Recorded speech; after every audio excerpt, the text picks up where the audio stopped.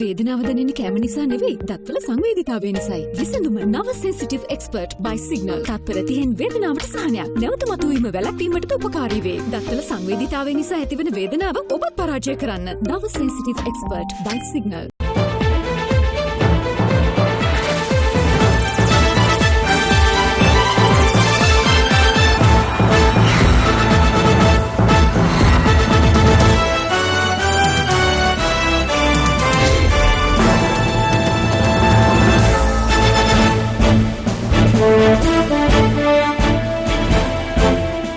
ආයුබෝවන් සුබ සන්ධ්‍යාවක්.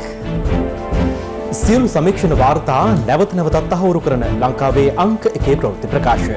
පැත්ත ගියත් ඇත්ත කියන හිරු ප්‍රවෘත්ති සමගින් මම මහේෂ් සේනාරත්න. මම ශශිකලා කඳුබඩ ආරච්චි. ප්‍රථම නවදානය ප්‍රධාන ප්‍රවෘත්ති සිරස්තල වෙත.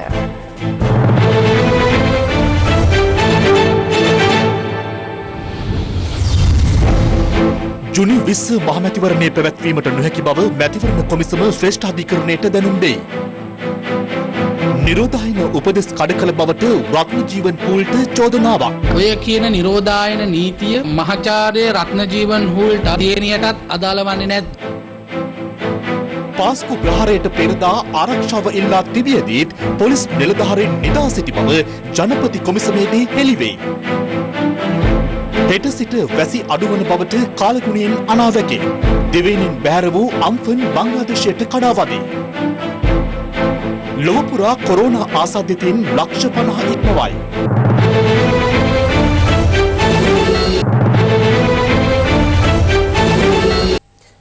පවතින තත්ත්වය මත ජූනි 20 වෙනිදා මහමැතිවරණය පැවැත්වීමට ප්‍රායෝගික හැකියාවක් නොමැති බව මැතිවරණ කොමිසම අද ශ්‍රේෂ්ඨාධිකරණයට දැනුම් දුන්නා. ලබන 20 වෙනිදා මහමැතිවරණය පැවැත්වීමට එරෙහිව ඉදිරිපත් කර තිබූ පෙත්සමක් අද ඉල්ලා අස්කර ගැනුණේ ඒ අනුවයි.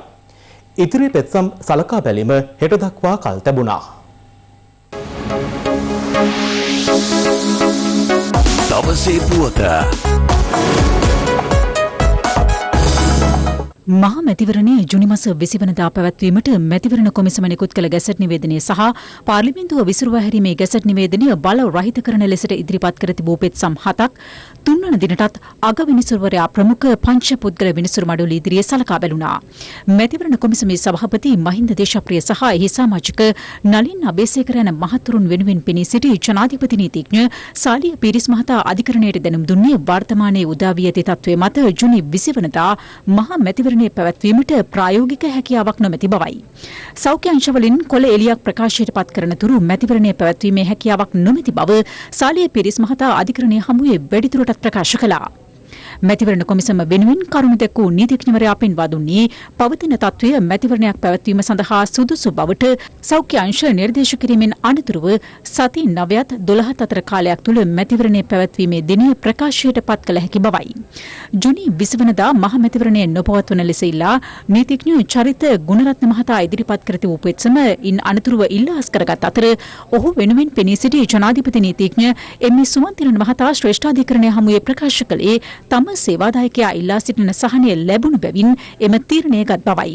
මෙහිදී වගඋත්තරකාර පාර්ශ්වයක් ලෙස නම් කර තිබූ ශ්‍රී ලංකා පොදු ජන පෙරමුණේ මහලේකම් සාගරකාරී වසම් මහතා වෙනුවෙන් පෙනී සිටි ජනාධිපති නීතිඥ විජේදාස රාජපක්ෂ මහතා පෙන්වා දුන්නේ ආණ්ඩුක්‍රම ව්‍යවස්ථාව අනුව පාර්ලිමේන්තුව යලි කැඳවීමේ ප්‍රතිපාදන ඇත්තේ හදිසි අවස්ථා තත්ත්වයක් යටතේ බවයි.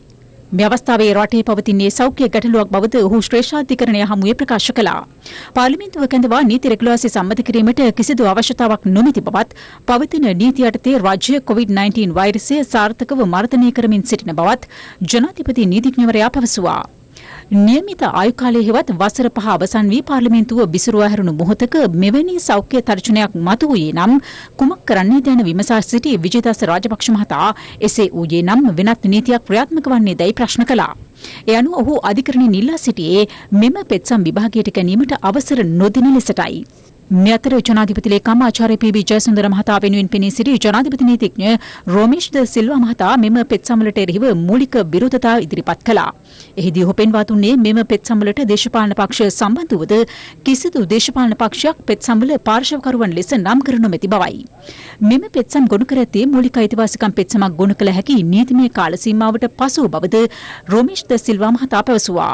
පාර්ලිමේන්තුව විසිරුවා හරිමින් ජනාධිපතිවරයා නිකුත් කළ ගැසට් නිවේදනය කිසිවෙකුටත් අවලංගු කළ නොහැකි බවත් ජනාධිපති නීතිඥවරයා අධිකරණය හමුවේ අවධාරණය කළා. ආර්ථික රත්න මාත්‍යාගේ පෙත්සම තවදුරට අපි ගෙනියන්නේ නැහැ කියලා දැනුම් දුන්නා. අනිත් පෙත්සම් වල තියෙනවා මාර්තු මාස 2 වෙනිදා කරපු පාර්ලිමේන්තුවේ විස්තර කරපු නියෝගය අවලංගුයි කියන ප්‍රකාශනය අපි ඉල්ලලා තියෙනවා. ඒවා තමයි දැන් ඉදිරියට ගෙනියන්නේ. ආණ්ඩුව තුනෙන් දෙකේ බලය ගන්න කටයුතු කරනවා. එහෙම කටයුතු කරන අවස්ථාවකදී මැතිවරණ කොමසම ජනතාවගේ සෞඛ්‍ය ආරක්ෂාව ගැන කටයුතු කරන එක ගැන මම ස්තුතිවන්තයි. අවාසනාවන්ත ලෙස අද අපිට පේන්න තියෙනවා මැතිවරණ කොමිසම ඒකක දෙකකට කැඩලා තියෙනවා. හුල් මහත්තයා එක විදිහකටත් අනිත් සමාජිකයෝ දෙන්න එක විදිහකටත් අද වෙනත් නීතිඥවරුන් දෙදෙනෙක් මාර්ගෙන් කරුණු ඉදිරිපත් කරන තත්ත්වයටපත් වෙලා තියෙනවා. සෞඛ්‍ය නිර්දේශ වලට අනුව මැතිවරණ කොමිසම ගන්නා වූ දිනයක මැතිවරණ පැවැත්වීමේ හැකියාව තියෙනවා. හැබැයි මැතිවරණේ කල් දාන්න ඕන අය අද අධිකරණයට ඇවිල්ලා නොයෙකුත් සහන ඉල්ලා සිටිනවා. මැතිවරණ කොමිසමේ විශේෂයෙන්ම හුල් මහත්තයාගේ ක්‍රියාකලාපය පිළිකුල් ලෙස හෙලා දකිනවා.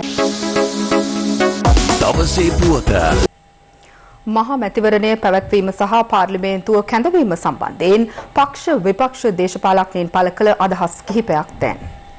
සෞඛ්‍ය විශේෂඥයන්ගේ ආරක්ෂකයේ උපදේශ මත හැකිතරම් ඉක්මනින් මැතිවරණය පවත්වලා අලුත් පාර්ලිමේන්තුව රැස් වෙන්න ඕනේ. අලුත් පාර්ලිමේන්තුව එක්ක තමයි වර්තමාන ගෝඨාභය රාජපක්ෂ ජනාධිපතිතුමාට වැඩ කරන්න පුළුවන්කම ලැබෙන්නේ. පාර්ලිමේන්තුව ඉක්මනින්ම ස්ථාවර වෙන්න ඕන රටේ දේශපාලන ස්ථාවරත්වය ඇති වෙන. මම රජයට කියන්න කැමතියි තවදුරටත් ප්‍රමාද වෙන්නේ නැතුව පාර්ලිමේන්තුව කැඳවන්න. හිතේ බයක් ඇති කරගන්න එපා. අපි ජනාධිපතිතුමාට විරුද්ධව දෝෂාභියෝග ගෙන්න යන්නේ නැහැ. අපි ඇමතිවරුන්ට විරුද්ධව විශ්වාසභංග යෝජනා ගෙනෙන්නට සූදානමක් නැහැ. අපිත් සමග සිටින සියලුම මන්ත්‍රීතුමන්ලාගේ ආශිර්වාද මේ රටේ ජනතාව වෙනුවෙන් නිර්මාණය කරන සහන පැකේජය වෙනුවෙන් අපි අත්උස්සන්නට ලෑස්ති කියන එක ප්‍රකාශ කරන්න කැමතියි. මැතිවරණ කොමිසම අපේ රටේ අලුත් ජනවරමකට ඉඩ ලබා දෙන්න සූදානම් නැහැ කියන සැකය බිම්මට්ටමේ ජනතාව පවා අපෙන් අද ප්‍රශ්න කරනවා. මැතිවරණ කොමිසම ඉන්නේ මැතිවරණ තියන්නද මැතිවරණ නොතියන්නද? මං හිතනවා මැතිවරණ කොමිසම අද කොරෝනා වසංගතයේ හින්දා නිර්මාණය වෙලා තියෙන ආර්ථික අර්බුදයට විසඳුමක් ලබා දෙන්න දැන් සූදානම් වෙන්න ඕනේ. මොකද ජනාධිපතිතුමාට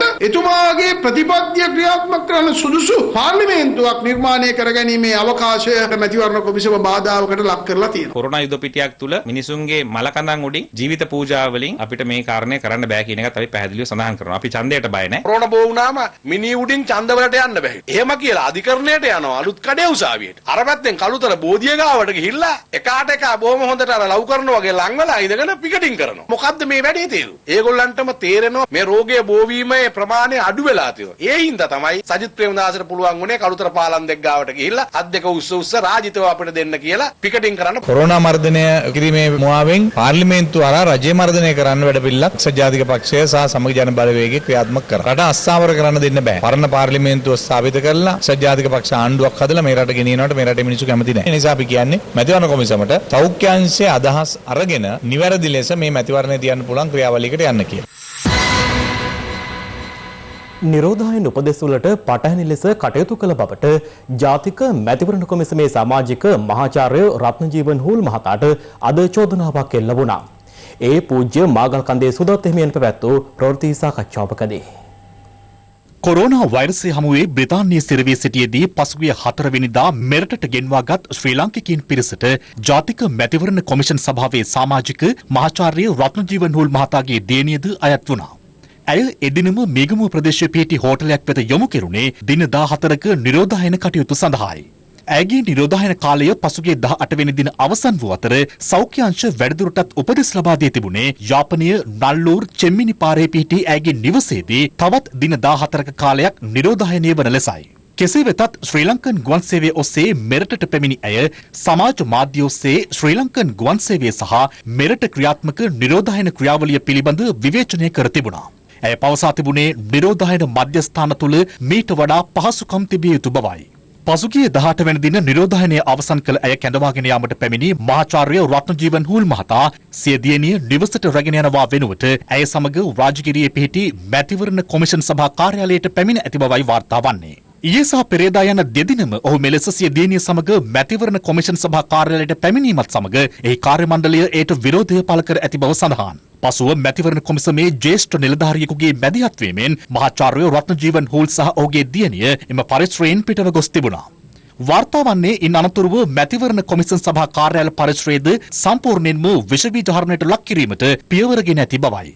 මේ සම්බන්ධයෙන් එල්ලවන චෝදනා පිළිබඳව අප මහාචාර්ය රත්නජීවන් හුල් මහතාගෙන් විමසා සිටියා. එහිදී ඔහු පැවසුවේ තම දියණිය දින 14ක නිරෝධායන කාලය අවසන් කළ බවට වන සහතිකයද ලබාගෙන ඇති බවයි. මේ අතර මැතිවරණ කොමිසම හරහා ප්‍රවාහන කටයුතු වෙනුවෙන් මාසික දීමනාවක් හිමිව තිබුණත් ඔහු සිය දියණිය රැගෙන යාම සඳහා යාපනීය සහකාර මැතිවරණ කොමසාරිස් කාර්යාලයට අයත් නිල රථයක් භාවිත කිරීම පිළිබඳවද චෝදනා එල්ලවනවා.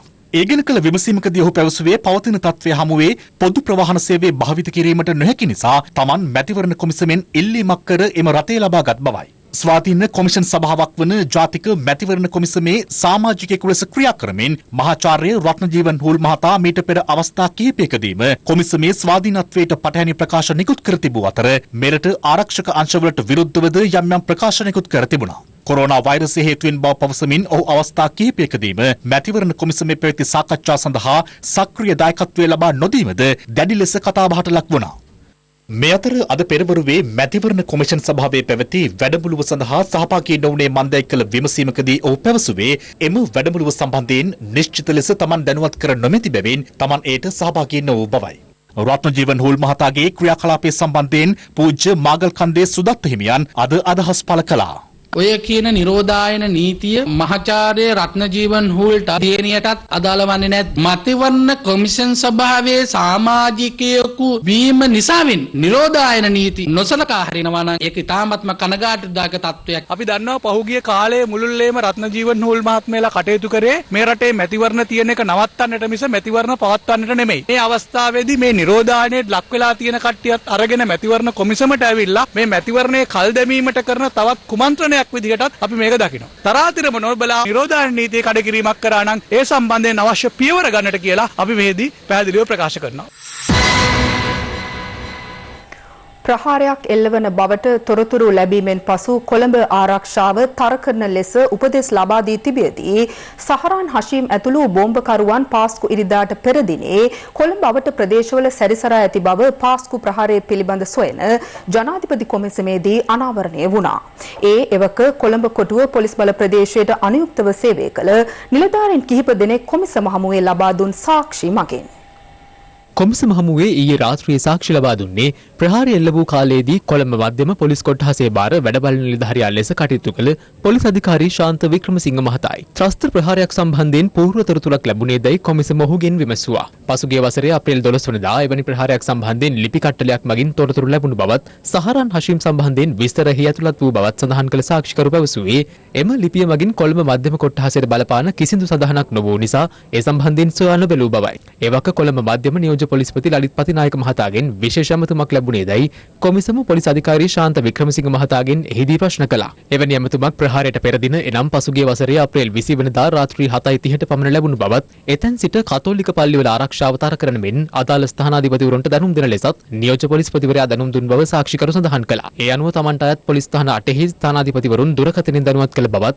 එදින කොටුව ස්ථානාධිපතිවරයා නිවාඩු ගොස් සිටි බැවින් එහි වැඩ බලන ස්ථානාධිපතිවරයාට විශේෂ දැනුම් දීමක් සිදු කළේ ජනාධිපති ලේකම් කාර්යාලය, ජනාධිපති මන්දිරය, ආරක්ෂක අමාත්‍යාංශය සහ මහ බැංකුව වැනි මර්මස්ථාන කිහිපයක් එම බල ප්‍රදේශයට අයත් වන නිසා බවත් ඔහු සඳහන් කළා. සාක්ෂිකරු සඳහන් කළේ ඒ අනුව ඩියුටි ඇලර්ට් කරන්න යයි තමන් වැඩ බලන ස්ථානාධිපතිවරයාට දැනුම් දුන් බවයි. ඩියුටි ඇලර්ට් ලෙස අදහස් කළේ කිනම් රාජකාරීදයි කොමිසම විමසුවා. ප්‍රධාන ලෙස මාර්ග බාධක සක්‍රිය කර තැබීම සහ රාත්‍රියේ ජංගම මුර සංචාර ක්‍රියාත්මක කිරීම ඊට අයත් බව පැවසූ සාක්ෂිකරු වැඩිදුරටත් සඳහන් කළේ ශැංග්‍රීලා හෝටලයට යාබත ගාලු මෝදුර මාර්ග බාධකය, ලෝටස් පාරට ඇතුළු වන ස්ථානයේ මාර්ග බාධකය, ඩී.ආර්. විජේවර්ධන මාවතේ මාර්ග බාධකය, ලෝක වෙළඳ මධ්‍යස්ථානය අසල සහ කොටුව තරුණ බෞද්ධ සංගමයේ ගොඩනැගිල්ල අසල මාර්ග බාධකය ක්‍රියාත්මක කළ බවයි. එසේනම් ශැංග්‍රීලා හා කිංස්බරි යන හෝටල් වෙත ගමන් කරන අයෙකු මේ කුමන හෝ මාර්ග බාධකයකින් පරීක්ෂාවට ලක් විය යුතුදයි කොමිසම ප්‍රශ්න කළා. සාක්ෂිකරු සඳහන් කළේ දෛනිකව රථ වාහන 25000ක් පමණ එම ස්ථාන පසු කර යන බැවින් පරීක්ෂාවට ලක් කෙරෙන්නේ තෝරාගත් වාහන පමණක් බවයි.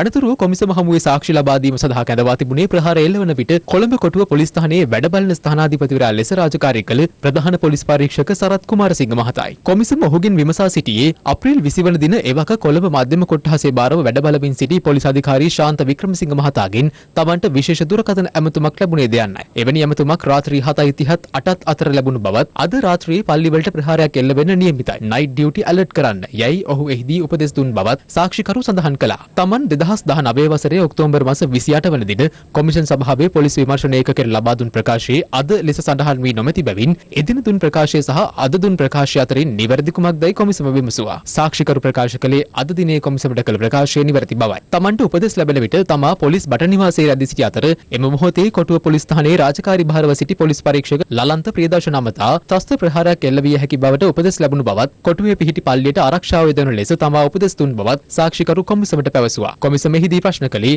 ශැන්ග්‍රීලා හෝටලයට ප්‍රහාරය සඳහා පැමිණ සිටි බෝම්බකරුවන් දෙදෙනා අප්‍රේල් 20 වනදා රාත්‍රී 9ට පමණ හෝටලයෙන් පිටතට පැමිණ කොළඹ ස්ථාන කිහිපයකට ගොස් යලි රාත්‍රී 11ට ආසන්නව හෝටලයට පැමිණ ඇති බව තමා මේ වන විට දැනුවත් යන්නයි. තමන් ඒ සම්බන්ධයෙන් දැනුවත් බව සාක්ෂිකරු සඳහන් කළා. එමෙන්ම කිංස්බරි හෝටලයේ ප්‍රහාරය සඳහා පැමිණ සිටි බෝම්බකරුත් එදිනම රාත්‍රියේ ත්‍රිරෝද රථයකින් කොළොන්නාව ප්‍රදේශයට ගොස් යලි හෝටලයට පැමිණ ඇති බව විමර්ශනවලදී අනාවරණ වී ඇති බවත් සාක්ෂිකරු ඒ පිළිබඳ මේ වන විට දැනුවත් දැයි කොමිසම ප්‍රශ්න කළා. සාක්ෂිකරු සඳහන් කළේ එවැනි සිද්ධියක් සම්බන්ධයෙන් තමන් නොදන්නා බවයි. ඔබට ඉහළ නිලධාරියාගෙන් ඇමතුම ලැබුණු පසු ඔබ විසින් සඳහන් කළ එදින රාජකාරී භාරව කටයුතු කළ නිලධාරියා මේ සම්බන්ධයෙන් දැනුවත් කිරීමේදී රාත්‍රී 11න් පසු ඩියුටි ඇලර්ට් කරන ලෙස තමන් ඔහුට උපදෙස් ලබා දුන්නේදයි කොමිසම සාක්ෂිකරුගෙන් විමසුවා. රාත්‍රී 11න් පසු මාර්ග බාධකවල සිටින පොලිස් නිලධාරීන් ඇතැම් විට නිදිපර විය හැකි බැවින් එවැනි ප්‍රකාශයක් සිදු කළාදයි තමන්ට දැන් මතකයක් නැතයි සාක්ෂිකරු පැවසුවා. කෙසේ වෙතත් අප්‍රේල් 21 වනදා අලුයම 2ට පමණ තමන් පෞද්ගලිකව කොටුව බල ප්‍රදේශයේ ගමන් සංචාරයක නිරත වූ බවත් එහිදී සෙරමික් මාර්ග බාධකයේ හෙවත්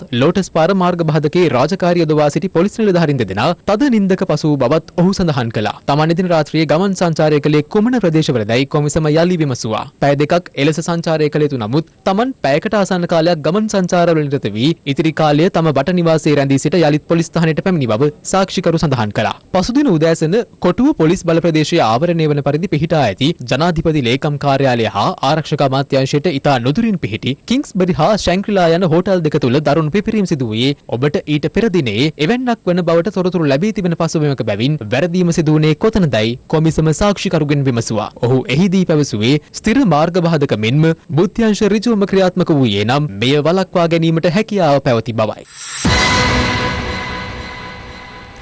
අම්පන් සුලි කුණාටුවේ බලපෑම හේතුවෙන් දිස්ත්‍රික් 8ක පුද්ගලයන් 9000කට අධික පිරිසක් පීඩාවට පත්ව පුද්ගලයන් තිදෙනෙකු ජීවිතක්ෂයට පත්ව ඇති බව ආපදා කළමනාකරන මධ්‍යස්ථානය පවසනවා. කාල්කුණු විද්‍යා දෙපාර්තමේන්තුව අනාවැකි පළ කරන්නේ අම්පන් සුලි කුණාටුවෙන් ශ්‍රී ලංකාවට ඇති බලපෑම හෙට දිනේ වන විට අඩුවනු ඇති බවයි. මේ අතර අම්පන් සුලි කුණාටුව අද පස්වරුවේ බංග්ලාදේශයට කඩා වැදුණු අතර ඉන්දියාවේ බටහිර බෙන්ගාලයටද දැඩි බලපෑම් එල්ල කළා.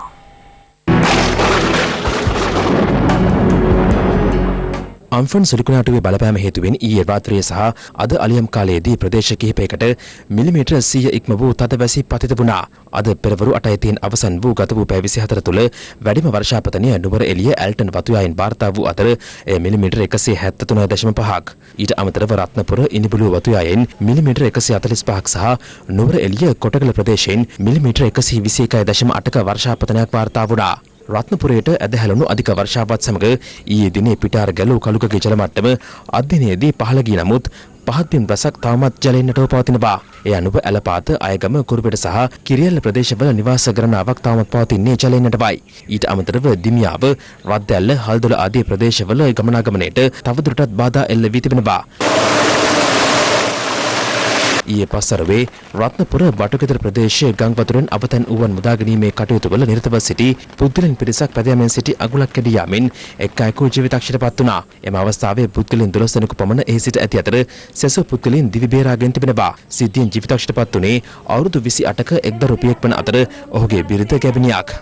මගේ අතේ ගොල්ල පුතුසාත්තේ අයියෝ මගේ අතේ ගොල්ල දෙයිනේ නංගි මේ මගේ ගොල්ල දෙයිනේ මගේ පුතේ අනේ රත්තරන් පුතේ කොහෙද පුතේ අපි දාලා ගියේ. ජලයෙන් යටව තිබූ රත්නපුර නගරයේ ස්ථානවල ජලය බැසගොස් තිබූ අතර අවතැන් වූවන් සඳහා සහන සැලසීමේ කටයුතු අදත් සිදු වුණා. මේ ඊයේ පස්වරුවේ රත්නපුර බැරණ්ඩුව ප්‍රදේශයේ ජලයෙන් යටවීමත් සමග කොටු වී සිටි පිරිසක් රත්නපුර පොලිසිය මැදිහත් වීමෙන් බේරාගත් අයුරුයි.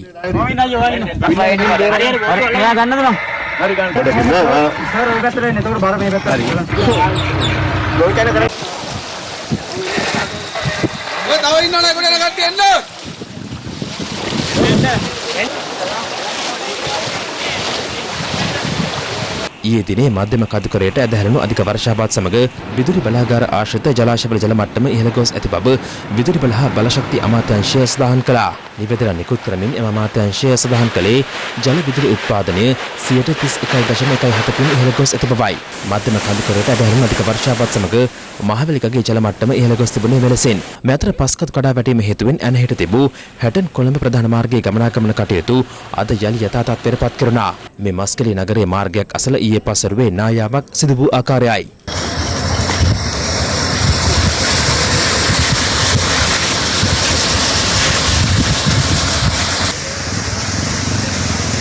මස්කලී ඔය පිටාර ගැලීමෙන් ගවරවිල වත්තේ පවුල් 30ක ජනතාවද පීඩාවට පත්ව සිටිනවා. මේ ඊයේ පස්වරුවේ ගින්ගග නෙළුව ප්‍රදේශයෙන් දිස් වූ ආකාරයයි.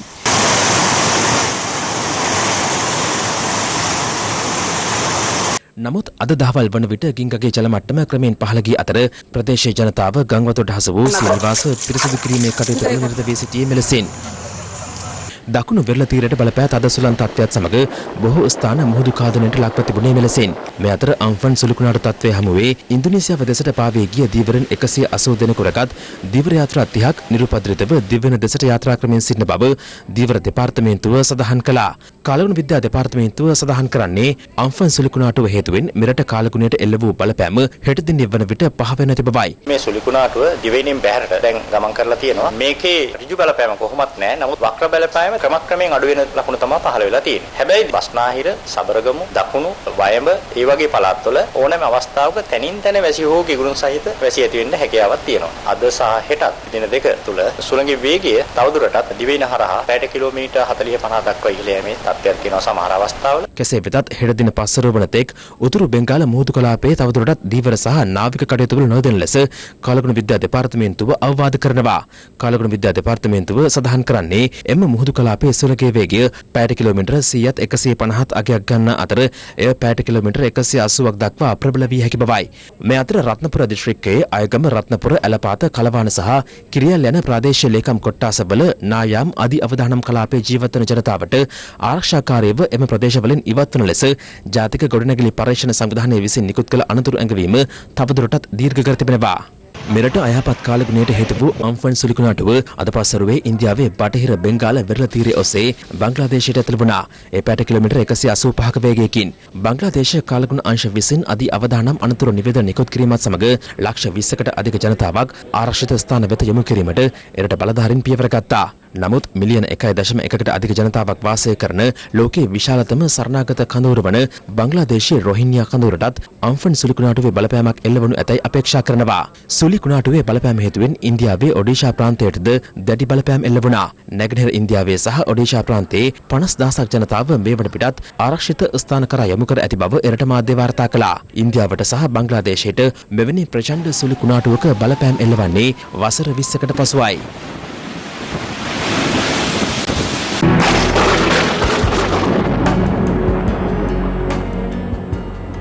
මහා මැතිවරණයට නාම යෝජනා බාර දීමේදී ශ්‍රී ලංකා නිදහස් පක්ෂයේ ඇති වූ ගැටලුව සම්බන්ධයෙන් වගකිව යුත්තේ වෙනත් පක්ෂ සමග කටයුතු කළයි බව එහි මහලේකම් දයාසිරි ජයසේකර මහතා පවසනවා.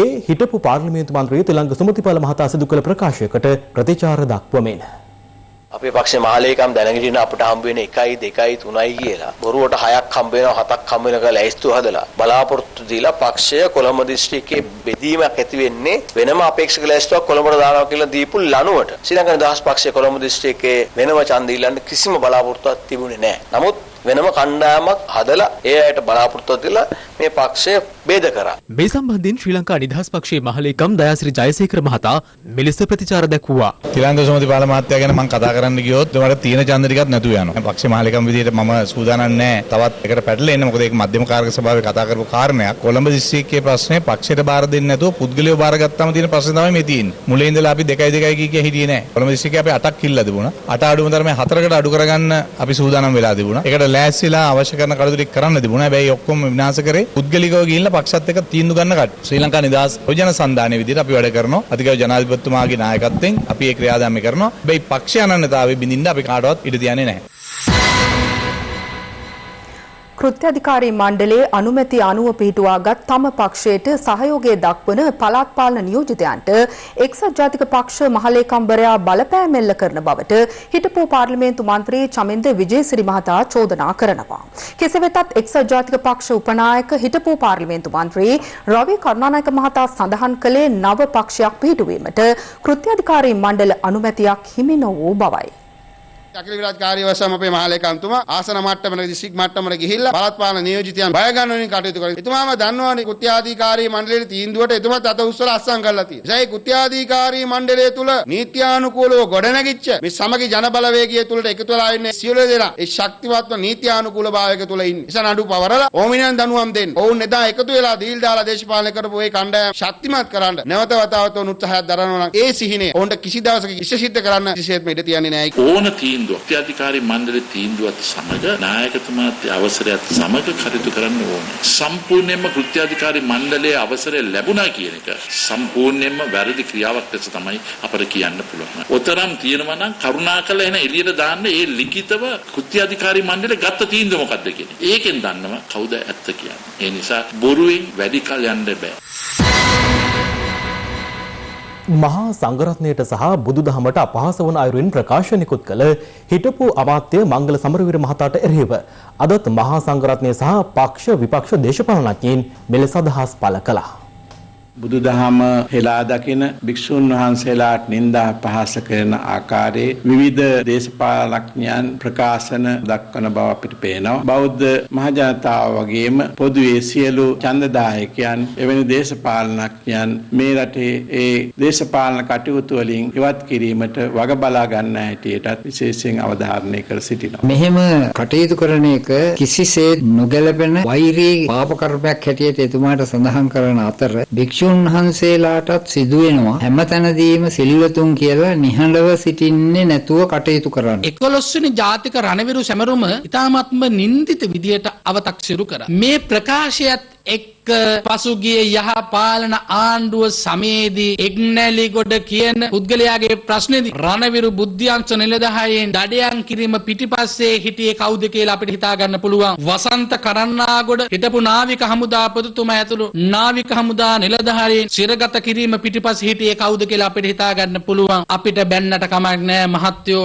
අහිංසක රණවිරුවන්ගේ ඒ වටිනාකම හැල්ලුවට ලක් කරන්න එපා. අන්ධ කයිප්පු කැවිලා කියලා කියන්නේ අර තමන් විසින්ම තමන්ගේ පක්ෂයත් තමන්ගේ දේශපාලනයත් විනාශ කර ගැනීම ගැන කනගාටු වෙනවා. විදේශ න්‍යාය පත්‍රයන් අනුව කටයුතු කරපු එක්සත් ජාතික පක්ෂය ජනතාව විසින් පහුගිය මැතිවරණයේදී පාරට බැස්සුවා. මේ මැතිවරණයේදී කානුවට මැදලා දායි. බෞද්ධ විරෝධී ප්‍රකාශ කරනකොට කොහෙද ඉන්නේ අද නැහැ අපි ළඟ. පාස් බෝම්බ ගැව්වගෙන කියුණ කට්ටිය අද අපි ළඟ නැහැ. අන්තවාදී ආගම් වල ඉන්න කට්ටිය අද නායකත්ව දෙන්නේ වෙනි පක්ෂ තුල අපිට නෙමෙයි. සිරිකොතර ගල් ගහපු අය අද එක්සත් ජාතික පක්ෂ නෙමෙයි. පිට ගිහිලා කල් ගන්න. ජනතාව එයාගේ ඉරණ මෙතන පෙන්නන. විරෝධාර රණවිරුවන්ව ඊයේ දවසේ සමරනකොට මංගල සමරවීර එක සමරනවට කැමති නැල්ලු. ඒකට හේතුව තමයිලු හමුදාව වගේ තමයිලු අර LTT අයත් අපේම ලංකාවේ මිනිස්සු. මේ රටේ විරෝධාර රණවිරුවට කොහොමද LTT කාරෙක්ව සමාන කරන්නේ? ඒ ත්‍රස්තවාදීන්ගේ ගණයට මේ රටේ විරෝධාර රණවිරුවව සමාන කරනවා නම් ගමේ කතාවක් තියෙනවා කටේ ගෙඩියෙන්න ඕන. මම නම් කියන්නේ මංගලගේ කටේ ගෙඩි නෙවෙයි එන්න ඕන හොරියෙන්න ඕන. එක පැත්තකින් මහා සංඝරත්නයට අපහාස කරනවා. සිංහල බෞද්ධකමට අපහාස කරනවා. අනිත් පැත්තෙන් මේ රටේ විරෝධාර රණවිරුවන්ට අපහාස කරනවා. අපි අහනවා සජිත් ප්‍රේමදාස මහත්තයාගෙන් මේ කොට්ටාස තුනට අපහාස කරලාද ලෑස්ති වෙන්නේ මැතිවරණයකට යන්න කියලා. මට එතුමාගේ කටවහල අල්ලගෙන ඉන්නත් බෑ. එතුමා කරන යම් ප්‍රකාශ සම්බන්ධයෙන් අපිට යම් කිසි ගැටලුවක් තියෙනවා. මහා සංඝරත්නයට අපහාස කරලා සහරාන් වෙනුවෙන් මංගල සමරවීර අද ප්‍රසිද්ධියේ පෙනී සිටිනවා. මංගල සමරවීර වෙනත් විදේශීය බලවේගයක් සමග සම්බන්ධ වෙලා ඔවුන් වෙනුවෙන් අපේ රටට බලපෑම් කිරීම පොන්තරාත්තුවක් බාරගෙන ඉන්නවා කියන සැකය අපිට තියෙනවා. LTT ත්‍රස්ත සංවිධානය යුදමය වශයෙන් පරාජය කර 11 වසරක් ගත වුවද තවමත් එහි බලල්ලත් ලොව පුරා ක්‍රියාත්මකයි. දිනෙන් දින වර්ධනය වන එම ක්‍රියාකාරකම්වල තවත් පියවරක් වාර්තා වූයේ කැනඩාවෙන්. ඒ එරට පාර්ලිමේන්තු මන්ත්‍රීවරයෙකුගේ ආන්දෝලනාත්මක ප්‍රකාශයක් සමගයි. 33 හැවිරිදි ගානට් ජෙනොවිස් කැනේඩියානු පාර්ලිමේන්තුව නියෝජනය කරන්නේ කන්සර්වේටිව් පක්ෂයෙන්. පසුගිය 18 වනදාට යෙදී තිබූ 11 වන යුද ජයග්‍රහණය වෙනුවෙන් සමාජ මාධ්‍ය ඔස්සේ ඔහු මෙම ප්‍රකාශය කර තිබුණා. May 18th is a day of mourning for the මේ 18 කියන්නේ කැනඩාව ඇතුළු ලෝව පුරා සිටින දෙමළ ජනතාවගේ ශෝක දිනයක්. ඒත් සමගම ඔබට සහ මට මතක් විය යුත්තේ ශ්‍රී ලංකාවේ සිදු වූ සිවිල් යුද්ධයයි. මම පසුගිය පාර්ලිමේන්තුවේ යෝජනාවක් ඉදිරිපත් කළා කැනඩාව මේ යුද්ධයේ සිදු වූ යුද අපරාධ පිළිබඳ පරීක්ෂණයක් සිදු කළ යුතුයි කියලා. කැනඩාව අනිවාර්යෙන්ම ඊට සහයෝගය දැක්විය යුතුයි. කැනඩාව මානව හිමිකම් සහ යුක්තිය ආරක්ෂා කරන ප්‍රබල විදේශ ප්‍රතිපත්තියක් අනුගමනය කරන රටක් ලෙස මේ පිළිබඳ අනිවාර්යෙන්ම වගකීම බාරගත යුතුයි. අගමැති ස්ටෙෆන් හාපර් කොළඹදී පැවති පොදු රාජ්‍ය මණ්ඩලීය රාජ්‍ය නායක සමුළුවේදී මානව හිමිකම් සම්බන්ධයෙන් විරෝධයක් පළ කළේ ශ්‍රී ලංකාව තුළ සුළු ජාතිකයින්ට අසාධාරණයක් සිදු වන බව පවසමින් මානව හිමිකම් උල්ලංඝනය කරන්නන්ට එරෙහිව දැඩි සම්බාධක පනවන ලෙස මම කැනඩා රජයෙන් ඉල්ලීමක් කරනවා. සාධාරණ මානව හිමිකම් සම්බන්ධයෙන් කැනඩාව නැවත නායකත්වයක් ගත යුතුයි. දෙමළ ජනතාව සමග වැඩ කිරීමට හා සුළු ජාතිකයින්ට වන අසාධාරණකම් සම්බන්ධයෙන් සොයා බැලීමට මම වැඩිදුරටත් බලාපොරොත්තු වෙනවා. and I look forward to continuing to work with the Tamil community on these vital issues. මීට වසර 11කට පෙර කොටි සංවිධානය යුදමය වශයෙන් පරාජය කළද තාමත් ඔවුන් විවිධ ස්වරූප තුළින් ක්‍රියාත්මක වන බවට මෙය කදිම නිදසුනක්. මේ අතර වේලුපිල්ලේ ප්‍රභාකරන් ප්‍රමුඛ LTT සංවිධානය ආයුධ සන්නද්ධ අරගලයක නිරත වීම තමන් වරදක්සේ නොදකින බව උතුරු පළාත් හිටපු ප්‍රධාන අමාත්‍ය සී.වී. විග්නේශ්වරන් මහතා පවසනවා. දෙමළ මාධ්‍යවේදීන් සතිපතා යොමු කරන ප්‍රශ්නාවලියකට පිළිතුරු ලබා දෙමින් ඔහු කියා සිටියේ වඩුකෝඩේ යෝජනාවලිය ප්‍රකාරව ගෞරවාන්විත සටනකට ඔවුන් ප්‍රවිෂ්ඨ වූ බවයි. එවකට දෙමළ නායකයන්ගේ ඉල්ලීම් වෙනුවෙන් ප්‍රභාකරන් සටන් කළ බව සී.වී. විග්නේශ්වරන් මහතා සිය ප්‍රකාශයෙන් වැඩිදුරටත් සඳහන් කර තිබෙනවා. ඔහු මෙහිදී LTT නායකයාව හඳුන්වා ඇත්තේ ප්‍රභාකරන් මල්ලී යනුවෙන්.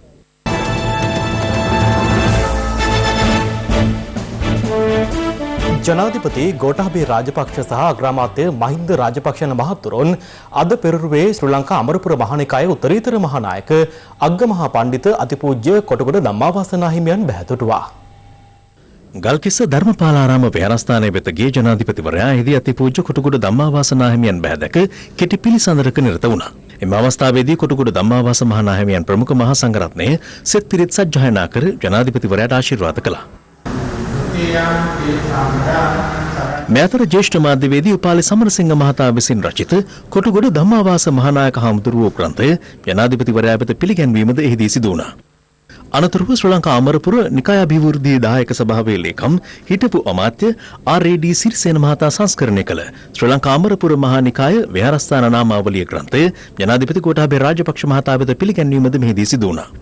මේ අතර අග්‍රාමාත්‍ය මහින්ද රාජපක්ෂ මහතාද අද අතිපූජ්‍ය කොටගොඩ ධම්මාවාසනා හිමියන් බැහැදක සුහද පිළිසඳරක නිරත වුණා. එම අවස්ථාවේදී කොළඹ සහ ගම්පහ ප්‍රදේශවල ඇඳිරි නීතිය ඉවත් කිරීම සම්බන්ධයෙන් අග්‍රාමාත්‍ය මහින්ද රාජපක්ෂ මහතාගෙන් මාධ්‍යවේදීන් විමසුවා. පාසල් වල දරුවන් රැක ගැනීම අපේ වගකීමක්. දැම්ම පාසල් විශ්වවිද්‍යාලය අරීමක ගැන ප්‍රශ්නයක් තියෙනවා. අනිත් ඒවා දැනට ඇරලා වගේ. නම කන්තෝරුවක්ම ඇරලා 30ක් සමහර වෙලාවට 50ක් එනවා. ඉතින් මං හිතන්නේ දැන් අපි සුගා පාලනය කළා මේ නාවික හමුදාවේ ඇතුලේ තියෙන ප්‍රශ්නේ තමයි තියෙන්නේ. ඒකක් පාලනය කරගෙන ඉන්නේ. ඒතකොට දැන් ඡන්දේ එහෙම කවද වගේ තියෙන්නේ? ඒක ඉතින් උසාවියෙන් තීන්දුව කරනවා. උසාවියේ සමහරු තර්ක කරනවා අවුරුදු ගණන් පරක්කු කරමු කියලා. ඉතින් ඒවා බොරු වැඩ. අතිවරණයක් කියන එක අවශ්‍යයිනේ. ප්‍රජාතන්ත්‍රවාදයේ රැකගන්න ජනතාව දෙපාරක් පැත්තකට වීසි කරපු ආණ්ඩුවක් නැවත පරණ පාර්ලිමේන්තුවක් ගෙනල්ලා උස්කාපු පාර්ලිමේන්තුවක් දැන් බෑනේ. ඒතකොට පාර්ලිමේන්තුව නැතුව කරගෙන යන්න බෑනේ නේද සර්? මිනිස්සු බොහොම කැමති. මේ සියල්ලම පාර්ලිමේන්තුව නැතුව තමයි කෙරුණේ. ජනාධිපතිවරයා කැබිනට් මණ්ඩලය ප්‍රාදේශීය සභාවයි ඉන්නේ. ඉතුරු වෙලා තියෙන්නේ ඊළඟට හමුදාව සෞඛ්‍ය අමාත්‍යාංශයේ සියලු දෙනා එකතු වෙලා මේ ප්‍රශ්නෙට මුහුණ දීලා මේ ප්‍රශ්නේ විසඳනවා. එතකොට මේ ජල බිල් පත්වලයි විදුලි බිල් පත්වලයි ප්‍රශ්නයක් තියෙනව නේද මේ වෙනකොට? අපි කියලා තියෙනවා යම් කිසි සාහනයක් සමහර අයට දෙන්න. වැඩ පිළිවෙල ඉතින් මුලින් ආණ්ඩුවට සල්ලි දෙන්නත් එපා. දැන් මේ පාර මැතිවරණ කොන්සාරිස්වරයා කියලා තියෙනවා 5000 දෙන්න එපයි කියලා. දෙන්න එපයි කොහොම අපිට දෙන්න බෑනේ. මේ මාසේ කොහොම හරි දෙනවා. ඊළඟ මාසේ දෙන්න එපයි කියලා තියෙන්නේ. ඒතර තමයි ප්‍රශ්නේ. මැතිවරණ කොන්සාරිස් කියන දේ තාන්න ඕනේ නේද? මෙතර COVID-19 වසංගත තත්ත්වයේ හේතුවෙන් ආදායම අහිමි වූවන්ට රජය විසින් ලබා දුන් රුපියල් 5000 මූල්‍ය ආධාර ව්‍යාපෘතිය ආණ්ඩුවේ දේශපාලන ප්‍රවර්ධනය කිරීමක් ලෙස ලැබෙන පැමිණිලි වැඩි වෙමින් පවතින බව මැතිවරණ කොමිසම පවසනවා. ඒ අනුව මෙම ව්‍යාපෘතියට සම්බන්ධව සිටින ප්‍රාදේශීය සහ ග්‍රාමීය දේශපාලනඥයින් ඉවත් කිරීමට කටයුතු කරන ලෙසයි ජනාධිපති අග්‍රාමාත්‍ය ලේකම්වරුන් ඇතුළු තවත් ලේකම්වරුන් පිරිසකට ලිපියක් යොමු කරමින් මැතිවරණ කොමිසම ඉල්ලා සිටින්නේ. ජූනි මාසයේ සඳහා රුපියල් 5000 දීමනාව ගෙවීම අවශ්‍යද යන්න සොයා බලන ලෙසත් එලෙස ගෙවන්නේ නම් ඒ දේශපාලන ව්‍යාපෘතියක් නොවන බව ප්‍රදර්ශනය කළ යුතු බවත් එම ලිපිය දක්වා තිබෙනවා. COVID-19 වෛරසය ආසාදනය වුවන් 15 දෙනෙකු අද දිනේත් පූර්ණ සුවය ලබා පිටව යාමත් සමග වෛරසය ආසාදනය වී සුවය ලැබූ සංඛ්‍යාව 584 දක්වා ඉහළ ගියා. මේ අතර සමස්ත ආසාදිතයන් ගණන අද පස්වරුව වන විට 1027ක් ලෙස වාර්තා වුවද අද දිනය තුල කිසිදු COVID-19 ආසාදිතයෙකු මෙතෙක් වාර්තා වී නැහැ.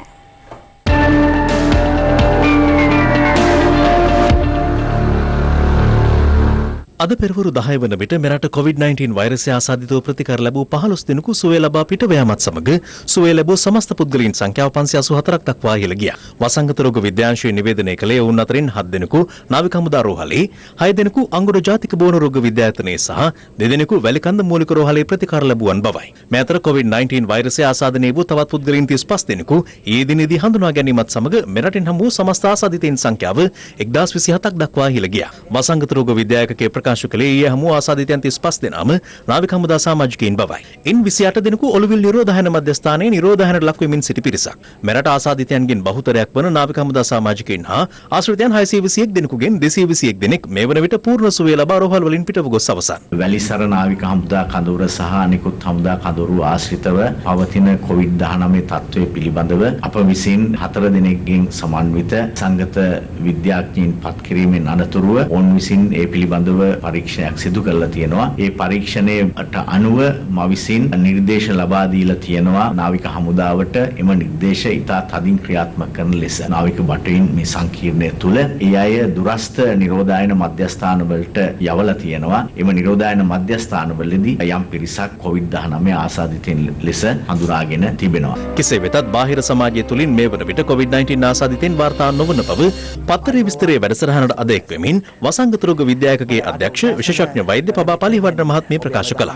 ඇත්තටම දැන් COVID-19 වල මේ වන විට තත්ත්වය කොහොමද? ශාස්ත්‍රයෙන් අපිට වාර්තා වන්නේ නැහැ. පසුගිය දින 20ක විතර කාලයක් තිස්සේ කිසිම රෝගියෙක් COVID-19 සමාජය තුල තව කාලාන්තරයක් පවතී. COVID-19 සමග අපිට ජීවත් වෙන්න වේ කියන කතාව. මේකේ පදනමක් තියෙනවද? ඔව්. එහි පදනමක් තියෙනවා. මොකද මෙය ස්වසන වෛරසයක්. එන්නතක් ලැබෙන තුරු මේ තත්ත්වය පැවතීමේ අවදානමක් තියෙනවා. දැන් අපි හිතමු රට බාහිරයට නිසි පරිදි විවෘත වූ තත්ත්වයක් ඇතිවහොත් මේ රට තුළට පැමිණෙන අය අතරින් නැවතත් වෛරසය වරින් වර රට තුළ සම්ප්‍රේෂණය වීමේ අවදානමක් තියෙනවා. මේ අතර කොටුව මැනින් වෙළඳපොලේ වෙළඳාම් කටයුතු වලට සම්බන්ධ වන පුද්ගලයන්ගෙන් අහඹු ලෙස ජීව සාම්ප්‍ර ලබා ගැනීම අද සිදු කෙරුණේ කොළඹ මහනගර සභාවේ වසංගත රෝග ඒකකයේ මෙහෙයවීමෙන්. මේ මාස දෙවනිදා ඉඳලා අද දක්වා අහඹු නියත තෝරාගෙන ගත් පරීක්ෂණ වලින් එකම කොවිඩ් රෝගයක්වත් අපිට මේ වෙනතුරු වාර්තා වෙලා නැහැ. මේ අතර සේවාවන් ආරම්භ කර තිබූ කොළඹ පිටකොටුව ප්‍රදේශයේ කොණ්ඩ කපන ස්ථාන කොළඹ මහනගර සභාවේ නිලධාරීන්ගේ පරීක්ෂාවට ලක් වුණා. නිසි සෞඛ්‍ය ආරක්ෂිත ක්‍රමවේද අනුගමනය කිරීමෙන් තොරව පවත්වාගෙන ගිය කොණ්ඩ කපන ස්ථානයක් වසා දැමීමටද නිලධාරීන් කටයුතු කළේ මෙලෙසින්.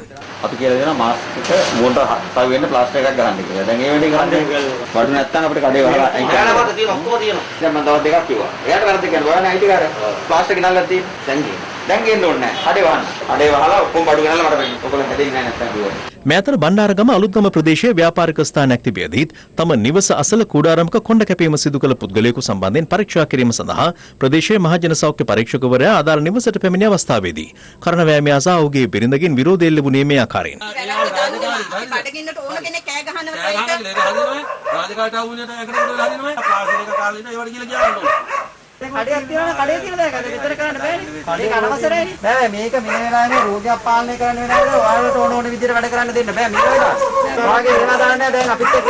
ඔවුන් දෙදෙනා පොලිස් ස්ථානයේ වෙත රැගෙන යාමෙන් පසුව දැඩි බව වාද කර මුදා හැර ඇති බව අප වාර්තාකරු සඳහන් කළා. මේ අතර නිරෝධායන රෙගුලාසි උල්ලංඝනය කරමින් තලවාකැලේ ප්‍රදේශයේ බාහිර පන්ති පවත්වාගෙන ගිය ගුරුවරුන් 2 දෙනෙකු සහ ළමුන් 14 දෙනෙකුද ස්වයං නිරෝධායනට ලක් කිරීමට පියවරගෙන තිබෙනවා.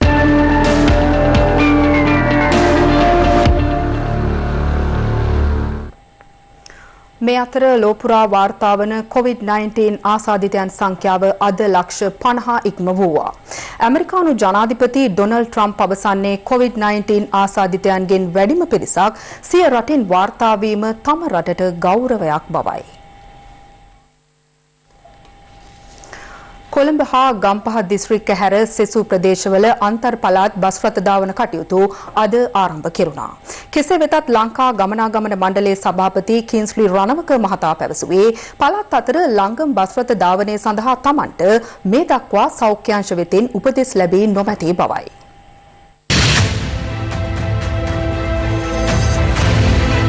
මෙතෙක් දිස්ත්‍රික් අතර ගමනාගමනයට සීමා වූ බස් රථ සේවාව පළාත් මට්ටමින් ක්‍රියාත්මක කිරීම සඳහා තීරණය කෙරුණේ ප්‍රවාහන අමාත්‍යවරයාගේ ප්‍රධානත්වයෙන් පැවති සාකච්ඡාවකින් අනතුරුවයි. ඒ අනුව බොහෝ ප්‍රදේශවල අද අන්තර් පළාත් බස් සේවා ක්‍රියාත්මක වුණා. කෙසේ වෙතත් පෞද්ගලික බස් රථ සේවකින් පැවසුවේ තමන් බස් රථ ධාවනය සඳහා සූදානම් වුවත් ප්‍රමාණවත් මගින් ප්‍රමාණයක් නොමැතිවීම ගැටලුවක් බවයි. මේ අතර පළාත් අතර ලංගම බස් රථ සේවා අද ක්‍රියාත්මක නොකළ බව එහි සභාපතිවරයා පවසනවා. අපිට බස් රථ ධාවනය කරන්න හැකියාව ලැබිලා තියෙන්නේ දිස්ත්‍රික් අතර පමණයි. අද දිනේදී විශාල මගී ජනතාවක් එක් එක් ස්ථානවලට ඇවිල්ලා වෙනත් ප්‍රදේශවලට යන්නට උත්සාහ කරලා තියෙනවා. අධිවේගී බස් ආරම්භ කරන ස්ථානයටත් විශාල පිරිසක් ගිහිල්ලා තියෙනවා. අපිට අද වෙනකලුත් උපදේශයක් ලැබිලා නැහැ අන්තර් පළාත් සහ අන්තර් දිස්ත්‍රික් අතර ධාවනය ආරම්භ කරන්නට. මොකද සෞඛ්‍ය අංශ වලින් උපදෙස් ලැබෙනකන් අපිට හැකියාවක් නැහැ මේ ආකාරයට දිස්ත්‍රික් අතර ධාවන කටයුතු සිදු කරන්න. කෙසේ වෙතත් දිස්ත්‍රික් අතර ගමනාගමන කටයුතු සඳහා ලංකා ගමනාගමන මණ්ඩලය මෙන්ම පෞද්ගලික බස් රථද සැලකිය යුතු ප්‍රමාණයක් යොදවා තිබෙන ආකාරය දක්නට ලැබුණා. කුරුණෑගල බස් නම් හොඳට තියෙනවා. අද ඉඳලා තමයි හොඳටම තියෙන්නේ. අද ඉඳලා නම් පහසුයි. මේ අතර රාජකාරී සඳහා පැමිණෙන රාජ්‍ය සහ පෞද්ගලික අංශයේ සේවකයන් සඳහා අදත් දුම්රිය රැසක් ක්‍රියාත්මක වුණා. ආසන වෙන් කරවාගත් දුම්රිය මගින්ට අමතරව සේවා අවශ්‍යතා මත රාජකාරී සඳහා කැදවන රාජ්‍ය සහ පෞද්ගලික අංශ සේවක සේවිකාවන්ටත් අද සිට දුම්රිය පැමිණීමට අවස්ථාව ලබා දී තිබුණා. මේ අතර මෙතෙක් අඩාලව පැවති සිනමා සහ ටෙලිනාට්‍ය ක්ෂේත්‍රයේ කටයුතු යලි ආරම්භ කිරීම සඳහා සෞඛ්‍ය සේවා අධ්‍යක්ෂ ජනරාල්වරයා විශේෂ මාර්ගෝපදේශ මාලාවක් නිකුත් කර තිබෙනවා.